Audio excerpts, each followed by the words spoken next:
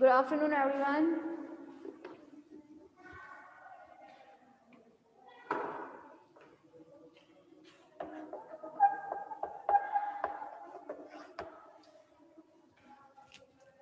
हाँ भाई, second year आप लोगों के में जो टॉपिक स्टार्ट हुआ है दैट इज द न्यूट्रिशन। ठीक है, कल हम लोग न्यूट्रिशन के बारे में बात कर रहे थे, किसमें? युगलीना में।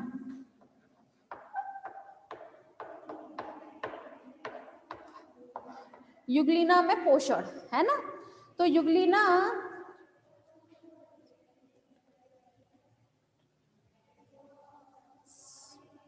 ये सेकेंड ईयर है ना। हाँ, सेकेंड ईयर में कौन सा पेपर बेटा? थर्ड पेपर नहीं, ये नाम नहीं है बेटा इसका।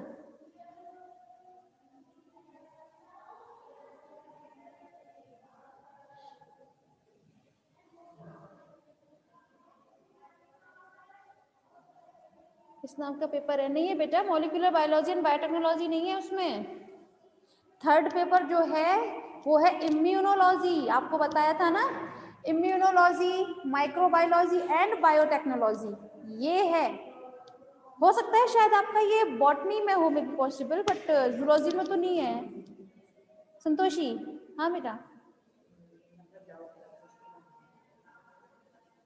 ये मॉलिक्यूलर बायोलॉजी आपने कहाँ देख लिया? ये चीज कॉलेज की तरफ से कुछ आया था क्या, ऐसा कुछ?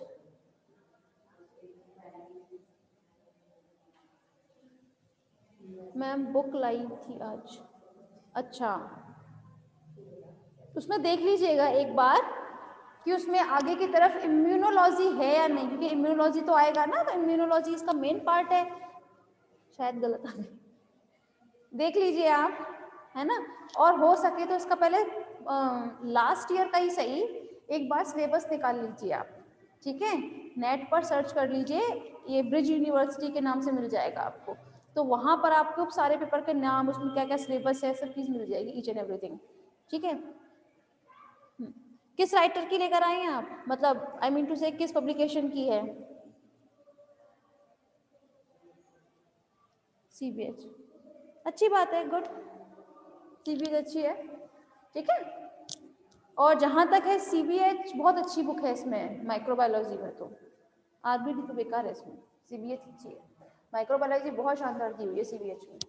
ठीक है, तो उसको पढ़ लेना अच्छे से। कोई फिर भी डाउट रहता है then you can ask me. चलिए फिर हम बढ़ते हैं अपने टॉपिक की तरफ। हमारा टॉपिक जो है वो है युगलीना में पोषण। ठीक है, युगलीना के बारे में हम लोगों ने कल ऑलरेडी स्टडी किया था। ठीक है, आज हम बात कर लेते हैं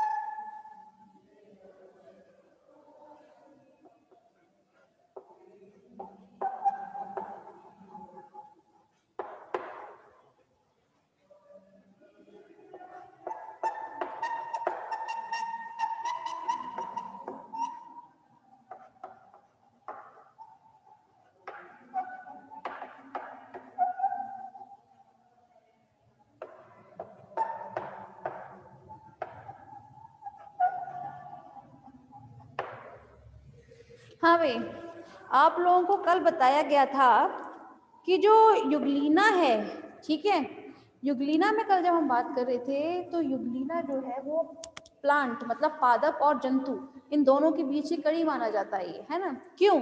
क्योंकि ये अपना भोजन खुद भी बना लेता है। युगलीना जो होता है वो अपना भोजन खुद भी बना लेता है। क्यों, कैसे बना लेता है? प्रकाश संश्लेषण की प्रक्रिया के द्वारा। ठीक है, तो प्रकाश संश्लेषण की प्रक्रिया में किस किस चीज की जरूरत होती है?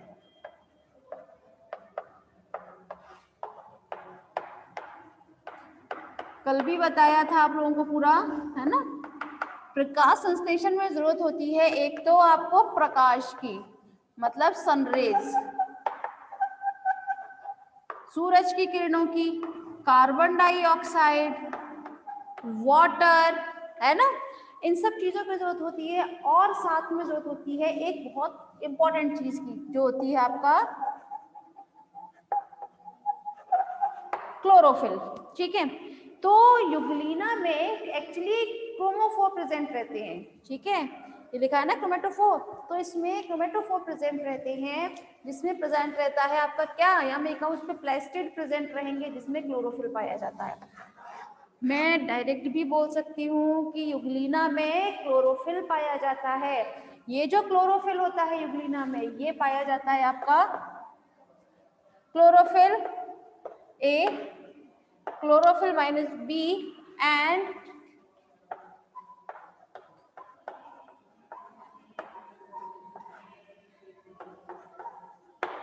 Chlorophyll carotene b. ठीक है, ये आपके क्लोरोफिल पाए जाते हैं किसमें, यूग्लिना में, जिसकी मदद से क्या करता है यूग्लिना, अपने लिए भोजन का निर्माण करता है। ठीक है ना, प्रकाश संश्लेषण की प्रक्रिया के द्वारा। तो अब इसमें होता क्या है, एक तो यूग्लिना को हमने बीच की कड़ी इसीलिए रखा क्योंकि ये अपना भोजन खुद भी बना रहा है प्रकाश संश्लेषण की मदद से, है ना, जैसे प्लांट्स बनाते हैं।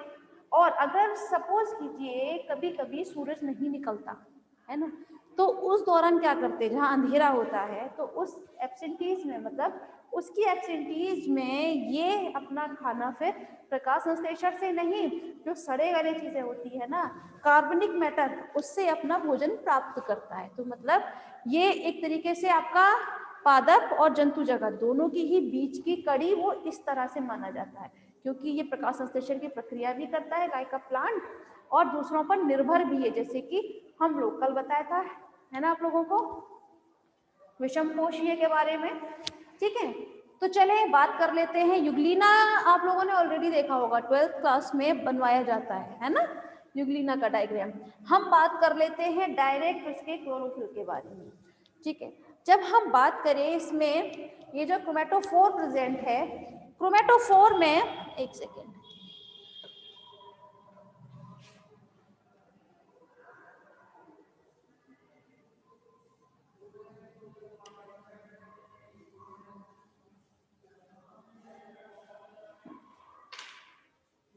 क्रोमेटोफोर में एक बीच में एक बहुत पतली एक नलिका रहती है, जिसे हम बोलते हैं पायरिनोफोर। क्या बोलते हैं, पायरिनोफोर। ठीक है, जिसके दोनों तरफ प्रेजेंट रहता है पायरिनॉइड। क्या प्रेजेंट रहता है, पायरिनॉइड। अब ये पायरिनॉइड क्या होता है, एक्चुअली पायरिनॉइड जो है ये एक प्रकार का प्रोटीन होता है। क्या होता है, प्रोटीन होता है, और ये प्रोटीन भी लाइक अ पॉलीसेकेराइड कार्बोहाइड्रेट के जैसे होगा। ये कैसे होगा, पॉलीसेकेराइड कार्बोहाइड्रेट के जैसे होगा। ठीक है, तो एक सेकेंड, ये अच्छा वैसे, ठीक है, तो पायरिनॉइड प्रेजेंट रहता है। इस पायरिनॉइड के दोनों तरफ, जैसे कैपिटल सी होता है ना, इंग्लिश अल्फाबेट का कैपिटल सी, इसके फॉर्म में, मतलब इसके आकार में क्या पाए जाते हैं, पैरामाइलम। क्या पाए जाते हैं, पैरामाइलम पाए जाते हैं। एक्चुअली होता क्या है, जब भी ये प्रकाश संश्लेषण की प्रक्रिया करता है यूग्लिना, तो उसकी मदद से जो ये भोजन निर्माण करता है, तो उसका संचय जो है वो हमेशा पैरामाइलम में ही करता है, मतलब आईवी2 से इसी में करेगा। ठीक है, इसमें ये क्या करता है, ये हमेशा अपना भोजन संचय करके रखता है, जिसका उपयोग फिर वो बाद में करता है। ठीक है, समझ में आ रहा है ये यूग्लिना में पोषण किस तरह से होता है। हाँ,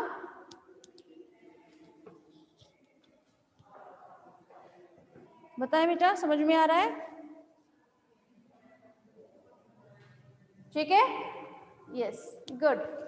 तो इस तरह से ये अपना भोजन का निर्माण करता है। ठीक है, किस तरह से, प्रकाश संश्लेषण की मदद से, जिसमें इनको इन सब चीजों की रिक्वायरमेंट होती है। इस टाइप के इसमें क्लोरोफिल प्रेजेंट रहते हैं, और इस तरह से वंस मोर।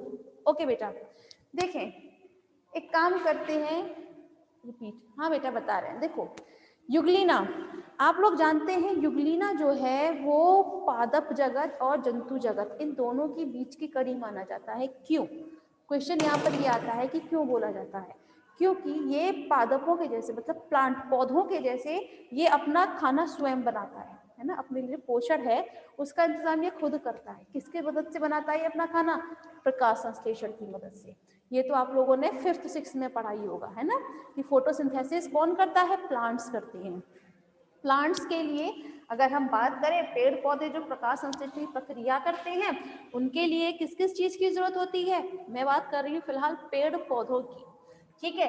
तो एक तो सूरज की किरणों की जरूरत होती है, साथ में carbon dioxide, water and chlorophyll, इन सब चीजों की जरूरत होती है जिसकी मदद से पेड़ पौधे जो है वो अपना खाना स्वयं बनाते हैं, ठीक है, वो किसी पर निर्भर नहीं होते हैं। सिमिलरली आई मीन टू से, इसी तरह से जो युगलीना है, जो जंतु है, वो भी पेड़ पौधों के तरीके से अपना प्रकाश संश्लेषण की मदद से ही अपने लिए खाना स्वयं बना लेता है, ठीक है। मतलब इसमें क्या पाया जाता है? इसमें पाए जाते हैं क्लोरोफिल। क्लोरोफिल की वजह से ये क्या कर लेता है? ये अपना खाना स्वयं बना लेता है। हमने यहाँ पर एक डायग्राम ड्रॉ किया हुआ है। ये डायग्राम जो है ये है आपका क्रोमेटोफोर। क्रोमेटोफोर में क्या पाया जाएगा? आपके इसे क्लोरोफिल। अब हम युगलीना में क्लोरोफिल कौन कौन से होते हैं? Chlorophyll -A, chlorophyll -B and carotene B, ठीक है सॉरी, इसमें ये क्लोरोफिल प्रेजेंट रहते हैं। अब क्रोमेटोफोर की अगर बात करते हैं, हाँ अगर हम बात करते हैं इसमें क्रोमेटोफोर की क्लास, तो ये क्रोमेटोफोर है ना, बीच में बहुत पतली एक नलिका नुमा बनाता है, ठीक है, जिसके दोनों तरफ उपस्थित होता है पायरिनोइड। क्या उपस्थित होता है? पायरिनोइड, ठीक है। या मैं ये कहूँ, पायरिनोइड जहाँ उपस्थित है वहां पे एक बहुत पतली सी नलिका होती है जिसे हम बोलते हैं पायरिनोफोर। क्या बोलते हैं उसे हम? पायरिनोफोर। ये पतली नलिका जो है पायरिनोफोर, और ये दोनों जो है ये होता है पायरिनोइड। पायरिनोइड एक्चुअली होता क्या है? पायरिनोइड होता है एक प्रोटीन, या मैं ये कहूँ कि ये भी एक तरीके से पॉलीसैकेराइड कार्बोहाइड्रेट का एक फॉर्म होता है, ठीक है। सिर्फ और सिर्फ अंतर क्या रहेगा कि ये कभी भी जैसे और आयोडीन वगैरह के साथ जाते क्या करते हैं, आयोडीन वगैरह नीले रंग के हो जाते हैं, तो ये ऐसा कुछ काम नहीं करता। लेकिन हाँ, पायरिनोइड जो है वो एक प्रोटीन ही होता है, ठीक है ना, जो पॉलीसैकेराइड कार्बोहाइड्रेट का फॉर्म है, ठीक है। इस पायरिनोइड के दोनों तरफ, जैसे कैपिटल सी होता है ना इंग्लिश अल्फाबेट में, इंग्लिश लेटर में कैपिटल सी, इस आकार में संरचना पाई जाती है इस पायरिनोइड के दोनों तरफ, ठीक है। जिसमें होता क्या है, जब भी युगलीना प्रकाश संश्लेषण की मदद से क्या बनाएगा? अपने लिए खाना बनाएगा, मतलब भोजन का निर्माण करेगा, तो वो इसमें संचय कर लेता है। क्या करता है? इसमें संचय कर लेता है, जिसका उपयोग फिर वो बाद में करता है जब वो प्रकाश संश्लेषण की मदद से खाना ना बना पाए, या फिर वो नॉर्मली वैसे भी खाना उसको प्राप्ति नहीं होती, तो ये यहाँ से ही अपना भोजन प्राप्त करता है। क्लियर है? अब सौरभ बेटा आप समझ में आया आपको?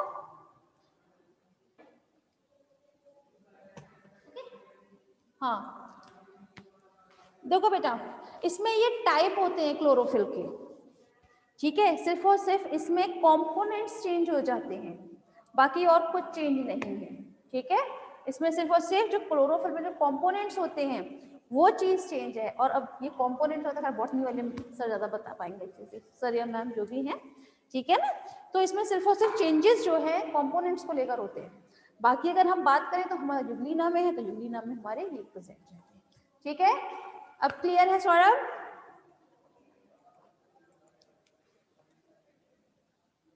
Saurabh okay good. चलिए फिर आगे बढ़ते हैं हम।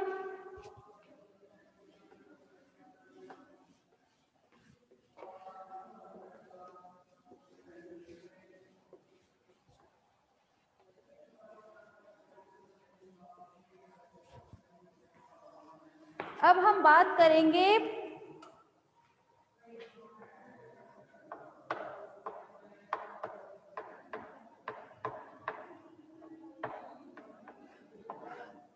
ओवेलिया में पोषण, ठीक है। अब हम न्यूट्रिशन पढ़ रहे हैं, तो हमने फोटोसिंथेसिस के नाम पे हमने कौन सा जान लिया? हमने जान लिया यहाँ पर युगलीना के बारे में। अब हम बात करेंगे आपकी ओबेलिया के बारे में, ठीक है, कि ओबेलिया में पोषण किस प्रकार से होता है।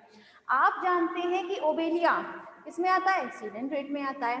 सीडेंट्रेट में आप लोगों को पता है कि इसमें 2 प्रकार के क्या पाए जाते हैं, जीवक, हिंदी में जीवक बोलते हैं, इंग्लिश में जूट्स, ठीक है, जॉइट्स बोले जाते हैं ये।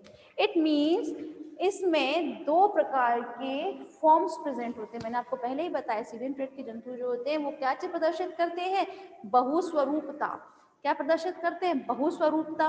बहुस्वरूपता मतलब पॉलीमॉर्फिज्म, ठीक है। इसमें 2 कौन कौन से, पॉलिप एंड मेड्यूसा। कौन कौन से जीवक होंगे इसमें, पॉलिप एंड मेड्यूसा।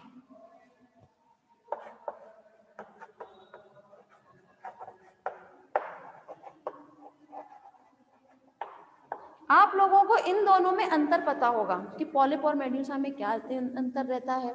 पॉलिप जो होता है, ये पॉलिप फॉर्म, ये होता है स्थानबद्ध, एक ही जगह चिपका रहता है, जबकि मेड्यूसा जो होता है ये स्वतंत्र जीवी होता है, ठीक है ना, फ्री लिविंग, ठीक है ना। कैसा होता है ये होता है स्वतंत्र जीवी, जबकि ये होता है स्थानबद्ध, एक जगह चिपका रहता है, ठीक है। तो अब हम बात कर लेते हैं ओबेलिया के बारे में। ओबेलिया में दोनों ही फॉर्म्स प्रेजेंट रहेंगी, इसका पूरा जीवन चक्र है ना, उस पूरे जीवन चक्र में ये दोनों ही स्टेजेस देखने को मिलेंगी, पॉलिप फॉर्म भी एंड मेड्यूसा भी।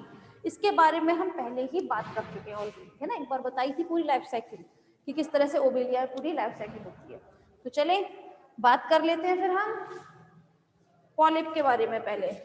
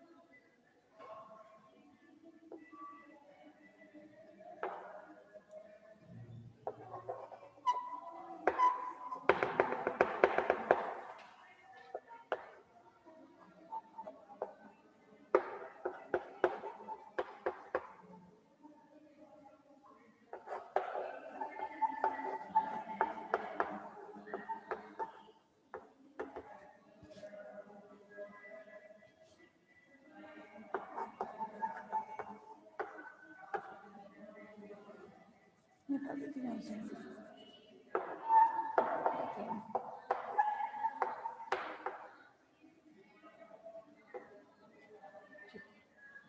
हाँ भाई, जरा ध्यान दीजिएगा आप सेकेंड ईयर। यहाँ हम बात कर रहे हैं ओबेलिया में पोषण की, ठीक है। तो अगर हम अब थोड़ी देर पहले बताया था, ओबेलिया जो है वो कैसा होता है, इसमें दो जीवक पाए जाते हैं, पॉलिप एंड मेड्यूसा। यहाँ हम बात कर रहे हैं पहले पॉलिप फॉर्म में न्यूट्रिशन किस तरह से होता है। तो हाइड्राकैंथ का ये डायग्राम है, किसका डायग्राम है, हाइड्राकैंथ का। हाइड्राकैंथ में अगर हम डायग्राम की बात करते हैं तो ये भी किसी आधार से चिपका हुआ रहेगा, ठीक है। तो मतलब ये एक तरीके से पॉलिप फॉर्म है। तो इस पूरे हाइड्राकैंथ में इनके जो भोजन है, मतलब पोषण के लिए जो सबसे ज्यादा काम करता है वो होता है पॉलिप फॉर्म। और उसके लिए किसकी जरूरत होती है, इसमें एक माउथ प्रेजेंट रहेगा। और ये माउथ जो है वो होता है ट्रायंगुलर शेप का, लाइक दिस, ठीक है। यही बनाया है ना, ट्रायंगुलर शेप का माउथ प्रेजेंट रहता है, जिसमें नीचे की तरफ प्रेजेंट होता है हाइपोस्टोम। क्या प्रेजेंट रहता है, हाइपोस्टोम प्रेजेंट रहेगा। इस ओरल वाले माउथ के चारों ओर भाई सीलेंट्रेटा का क्या की कैरेक्टर होते हैं, सीलेंट्रेटा में मेनली दो ही मेन कैरेक्टर्स प्रेजेंट रहते हैं। एक तो माउथ की तरफ टेंटिकल्स पाए जाते हैं, अप्रोक्स 24 टेंटिकल्स होते हैं ना ये। और साथ में इसमें एक विशेष प्रकार की, एक स्पेशल टाइप की कोशिकाएं पाई जाती हैं, जिन्हें हम बोलते हैं निमेटोसिस्ट, यही बोला जाता है, ठीक है। जिन्हें हिंदी में सॉरी दंश कोशिका बोलते हैं। क्या बोलते हैं हिंदी में, दंश कोशिका, ठीक है। तो ये दोनों ही इसकी क्या है, की कैरेक्टर है। ये है इसका टेंटिकल और ये है इसके दंश कोशिका, ठीक है, निमेटोसिस्ट, ठीक है। निमेटोसिस्ट की अगर हम बात करते हैं तो निमेटोसिस्ट का जो विकास है, जो डेवलपमेंट है, वो होता है एक विशेष प्रकार की कोशिकाओं से, जिन्हें बोला जाता है निमेटोब्लास्ट। क्या बोला जाता है, निमेटोब्लास्ट। तो निमेटोसिस्ट का डेवलपमेंट निमेटोब्लास्ट से होता है, जरा ध्यान दीजिएगा अब यहाँ पर, ठीक है। अब इसमें होगा क्या, ये एक जगह पर कहीं पर चिपका हुआ है, ठीक है। और चिपका होने की वजह से इसका जो माउथ वाला रीजन है, इसके माउथ वाले रीजन पे क्या उपस्थित होते हैं, कुछ टेंटिकल्स, है ना, जो इसके माउथ के चारों ओर उपस्थित होते हैं। अप्रोक्सीमेट नंबर कितना बताया है, 24। अब इसमें होता क्या है, ये अपने इसको मतलब अपने टेंटिकल्स को इस तरह से हवा में, मतलब हवा में नहीं, पानी में सॉरी, इस तरह से घुमाते रहते हैं, ठीक है। इस तरह से अपने को टेंटिकल्स को आगे पीछे इस तरह मूव कराते हैं। मूव कराने के बाद होता क्या है, यहाँ पर मैंने एक आपके सामने दो डायग्राम जो बने हुए हैं, ये डायग्राम है इसके निमेटोसिस्ट के, ठीक है, कि किस तरह से दंश कोशिका जो है वो किस तरह से डिस्चार्ज होती है, किस तरह दगती है। दगने का मतलब समझते हैं आप, किस तरह से जैसे गोली चलाई जाती है ना, तो गोली चलना, गोली का निकलना बंदूक से, वो दगना बोलते हैं, डिस्चार्ज होना, ठीक है ना। इसे तो बोलते हैं ना कि उसने गोली दाग दी, है ना, तो वो मतलब यही रहता है किस तरह गोली चलाना। तो इसमें ये डिस्चार्ज होता है। ये देखिए जरा पहले एक निमेटोसिस्ट का आप डायग्राम देखिए, मतलब एक दंश कोशिका का डायग्राम। इसमें प्रेजेंट होता है नीचे की तरफ एक लासो, ये क्या प्रेजेंट है, लासो। लासो इसमें बहुत इंपॉर्टेंट रोल प्ले करेगा, ठीक है, अभी बताया जाएगा। लासो नीचे की तरफ प्रेजेंट रहता है, और यहाँ पर ये जो है ना, यहाँ पर प्रेजेंट रहता है इसका साइटोप्लाज्म, मतलब कोशिका द्रव्य, ठीक है। कोशिका द्रव्य में पाए जाते हैं कुछ कोशिकांग, मतलब सेल ऑर्गेनेल। कौन कौन से होंगे सेल ऑर्गेनेल, इसमें कुछ सेल ऑर्गेनेल पाए जाते हैं, जैसे न्यूक्लियस मतलब केंद्रक, केंद्रक, एंडोप्लाज्मिक रेटिकुलम मतलब अंतःप्रद्रवी जालिका, माइटोकॉन्ड्रिया, ठीक है, माइटोकॉन्ड्रिया को हिंदी में भी हम माइटोकॉन्ड्रिया ही बोलते हैं, लाइसोसोम्स,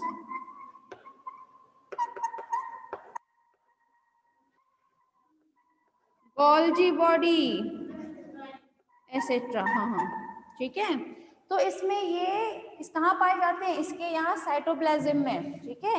ये जो साइटोप्लाज्म वाला हिस्सा है ना, इसमें पाए जाएंगे आपके ये, ठीक है, सेल ऑर्गेनेल। जैसे न्यूक्लियस तो मैंने बना ही दिया है ये, ठीक है। साथ में और भी इसमें बहुत सारे सेल ऑर्गेनेल पाए जाते हैं, जैसे nucleus, endoplasmic reticulum, mitochondria, lysosomes, Golgi body और भी कुछ इसमें कोशिकांग उपस्थित होते हैं। ठीक है, यहाँ तक क्लियर है इसका डायग्राम? चलिए पहले तो फर्स्ट सेकेंड ईयर आप लोग प्लीज पहले रिजाइन करें, फिर बताते हैं इसके आगे।